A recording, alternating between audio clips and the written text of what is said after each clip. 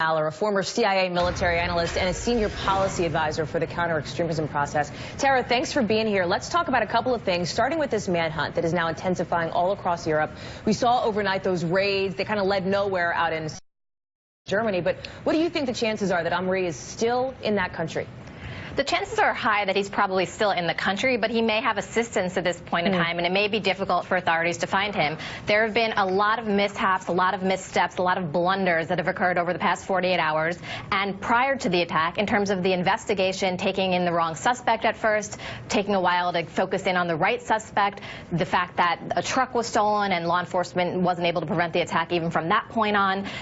And also, this person, this individual, has been on law enforcement's radar, not just known to authorities, but I believe he was also being monitored by authorities, and then they seem to have lost track of him. So there are a lot of questions being asked to German intelligence and law enforcement in the past few days, and the questions are warranted, I think. Well, let me follow up with you on that, Tara, because, listen, you heard Matt talk about a lot of the anger now against Angela Merkel and against, frankly, some of the authorities for these very questions. You sort of alluded to a blunder just now. Was this a huge miss for German police, given that they had this guy under surveillance for 6 months?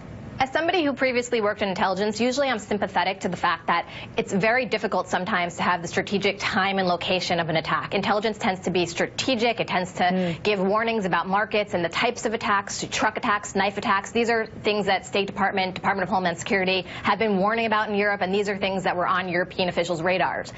In this case, in this particular case, this individual seems to have been under close scrutiny, not just for his previous, activities, but also for his ties to radical extremists, and also because of, I think it was violence in his past and a few other things.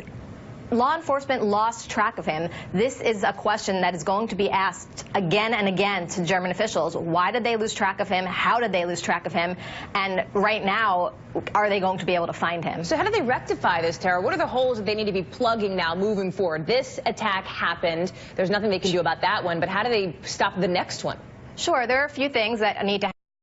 First, I think they're going to probably have a lot of assistance from other European intelligence officials at this point in time honing in on this suspect. It's possible United States intelligence is assisting as well with intelligence that we might have on this. In addition, they need to be vigilant and take security precautions like they're doing, not just in Germany, but here. I passed by the D.C. downtown holiday market just on my way to the studio, and that now has concrete barriers around it as well. So there's the defensive, part of Homeland Security, and then there's the intelligence preventive side. And I think another measure you've seen is looking at more cameras in Germany. Other cities are a lot better about this. NYPD, for example, has a lot of public cameras in high density, high tourist areas around Manhattan. Germany, where this attack took place, was not as sort of saturated with cameras, and I think you might see a shift in that over there as well. Germany has stricter privacy rules, and that's something that's, I think, prohibited, having as much sort of cameras operating in some of these areas. Tara, let me ask you about Omri's fingerprints. Only his were found in the actual cabin, according to police. Do you think, though, that there was anybody else who may have been involved in this attack? Is that something you could even begin to speculate on?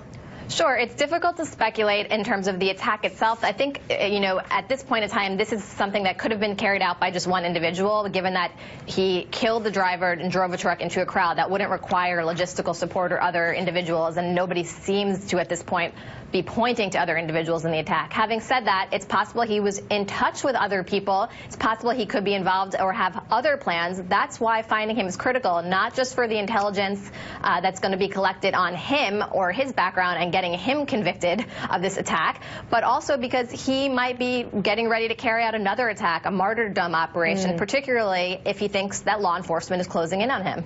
Former CIA military analyst Tara Maller with that really good perspective. Tara, thank you. Appreciate it. Thanks.